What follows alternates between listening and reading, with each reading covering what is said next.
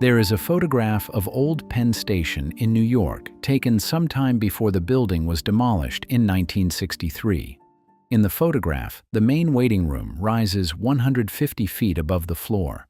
The ceiling is a vaulted canopy of steel and glass, modeled after the Roman baths of Caracalla.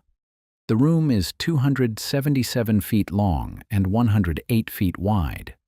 The columns flanking the interior are single pieces of stone rising 60 feet from the floor. The light pours in from above, through windows set high in the vault, illuminating a space so vast that the human figures in the photograph look like insects on the floor of a cathedral built for giants. The official story says this building was designed by McKim, Mead, and White and constructed between 1901 and 1910 as a train station, a terminal for the Pennsylvania Railroad, a building where people waited for trains that stood 15 feet tall on tracks at ground level. Stand in front of that photograph and ask yourself why a train station needed a ceiling 15 stories above the platform. Ask yourself what function a room of that scale, that proportion, that staggering vertical volume serves for passengers who arrive and depart at ground level.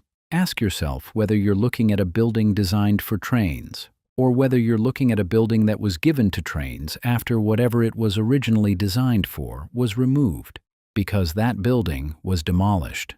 In 1963, torn down and replaced with the current Penn Station, a low-ceilinged basement that the architecture critic Vincent Scully described by saying, "One entered the city like a god. One scuttles in now like a rat." The greatest interior public space in America was dismantled and carted away. The columns were dumped in the meadowlands. The eagles that sat atop the building were scattered. The evidence was removed, and the replacement was built underground, out of sight, at a scale that serves its stated function and nothing more. The deeper I went into the buildings America has lost, the more I found a pattern so consistent it stopped looking like urban development and started looking like a program of demolition, a program that targeted with remarkable specificity the buildings whose proportions didn't match any function the official timeline could assign to them. Start with the scale of what was destroyed, because the scale is what nobody talks about. The 1893 World's Columbian Exposition in Chicago. 600 acres, over 200 neoclassical buildings. The Court of Honor alone featured structures with interior halls reaching 100 feet in height, fronted by columns, topped with domes, connected by broad, flat, precisely graded approaches that could accommodate thousands of people moving simultaneously in the same direction. The buildings were photographed extensively. The photographs show structures that rival anything standing in Washington, Paris, or St. Petersburg, structures that modern architecture firms with modern tools and modern budgets would struggle to replicate. The official story says these buildings were constructed in under 2 years from plaster and staff over wood frames, temporary structures, designed for the fair, demolished after the fair closed. Look at the photographs yourself. Look at the scale. Look at the detail. Look at the proportions. Then ask yourself whether you believe that temporary buildings, built to stand for 6 months, were constructed with coffered ceilings, sculptural programs, 60-foot columns, and interior volumes that match proportion for proportion the permanent buildings in capital cities across the world. Ask yourself whether the most sophisticated neoclassical architecture ever assembled in America was built as a throwaway. Or ask yourself whether the fair was held in buildings that were already there, buildings that needed to be shown to the public, admired, photographed, and then demolished before anyone asked who built them and when. The pattern repeats with unsettling precision across America. The 1901 Pan American Exposition in Buffalo. The 1904 Louisiana Purchase Exposition in St. Louis. 1,500 buildings across 1,272 acres. The 1915 Panama Pacific International Exposition in San Francisco, which included the Tower of Jewels, a structure 435 feet tall, said to have been built in months and demolished within a year. Every fair, every city, the same cycle. Extraordinary buildings appear. The public marvels. The buildings are torn down, the rubble is cleared, and the official record says they were built for the fair and destroyed after it. As if they were following instructions they didn't fully understand.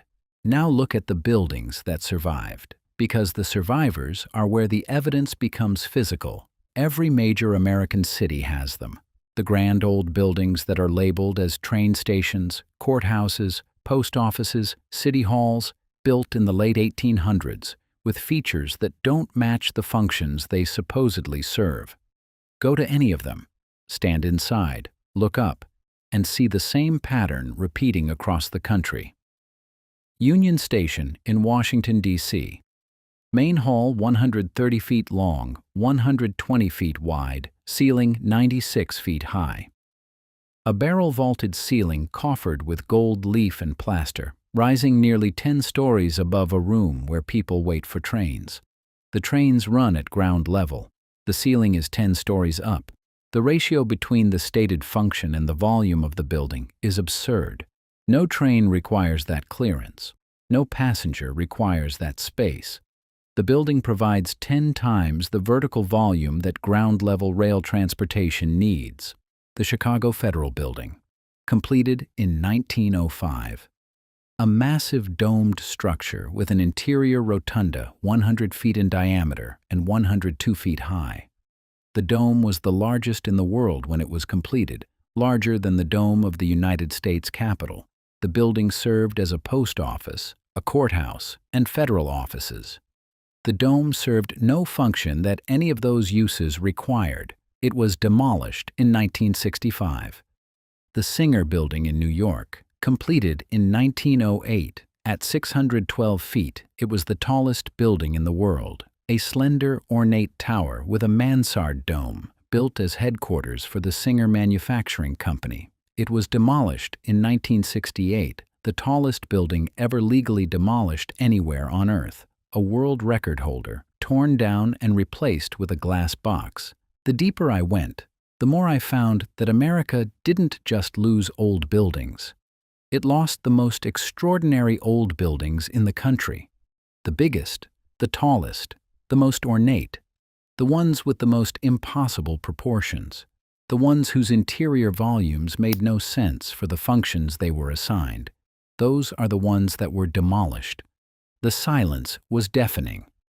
Now here's the question that nobody asks inside the official narrative. What were these buildings before they were train stations and post offices and courthouses? Because the proportions tell a story, the plaques do not. A building with a vaulted ceiling 10 stories above the ground floor, a wide, flat approach, tower structures at the perimeter with unobstructed sightlines and a symmetrical layout oriented along a precise axis is not a building designed to process mail. It is not a building designed for people to sit in while waiting for a train that runs at ground level. The proportions are wrong. The volume is wrong. The relationship between the building and the sky is wrong for any ground-based function. But the proportions are right for something else, something that needed vertical clearance, something that arrived and departed from above, something that required wide, flat approaches for landing and broad, open halls for loading and unloading, something that the towers at the perimeter monitored and coordinated from positions with sightlines to the sky. I want to pause here and ask something that isn't usually asked. If the old world had flight, if the civilization that the maps call Tartary had developed transportation technology beyond what the official timeline permits, what would the terminals look like? Not modern terminals, not concrete and glass. Terminals built by a civilization that constructed everything in stone and iron and copper and glass. terminals whose architectural vocabulary matched the courthouses, the cathedrals, the government buildings, because the same civilization built all of them.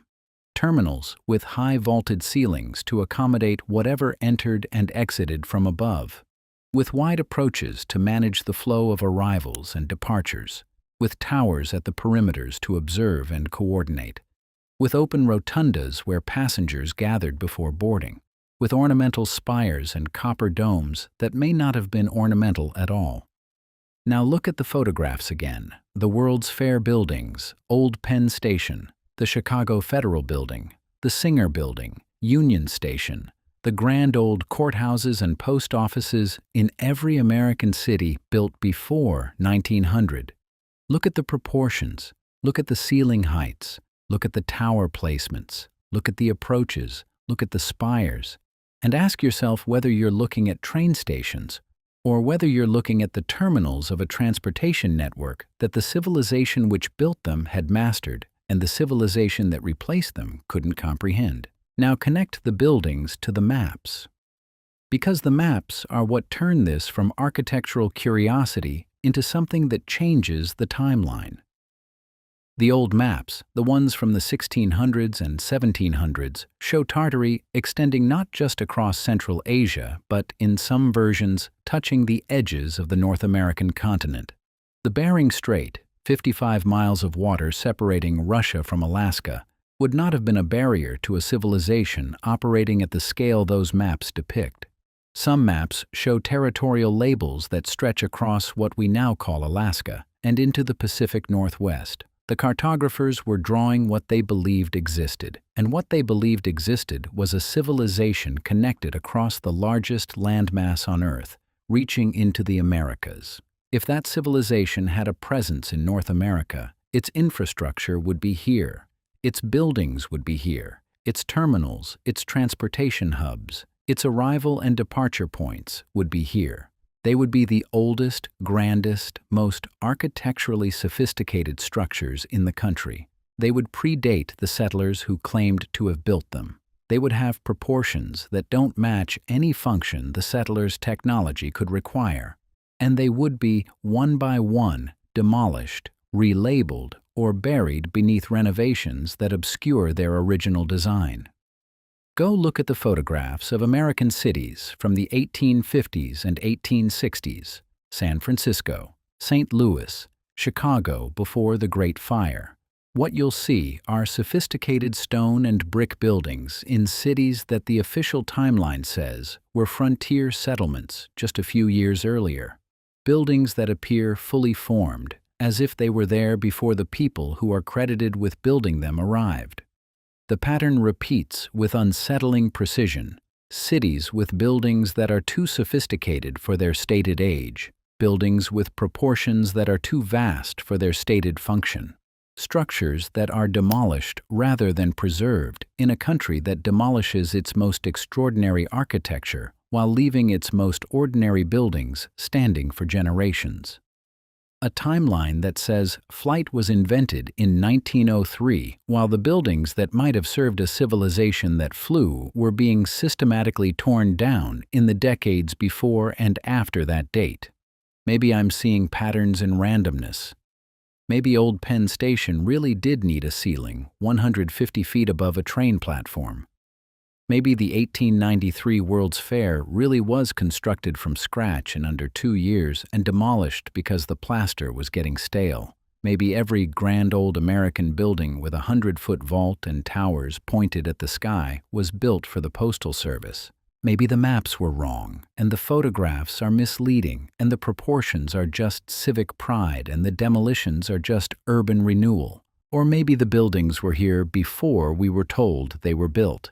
Maybe the civilization on those maps reached further than the official history admits.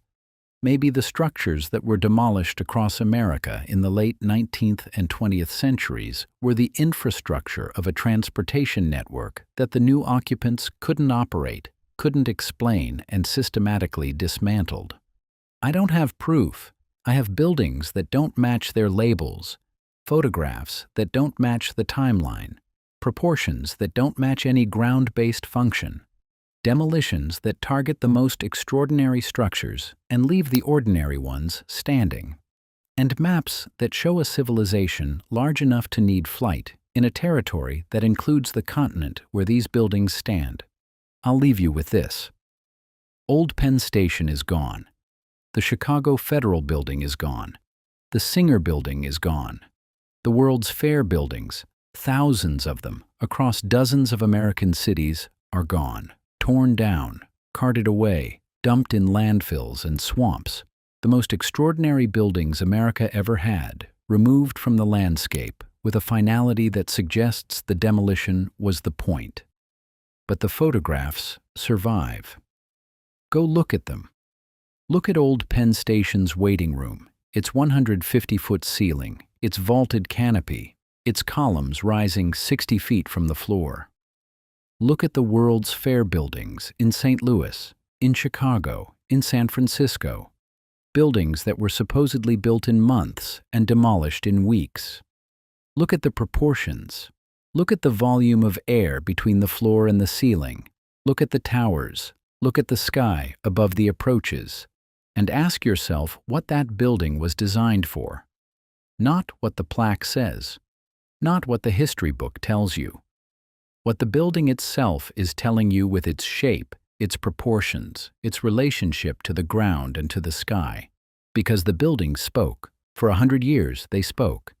And then someone tore them down so they couldn't speak anymore.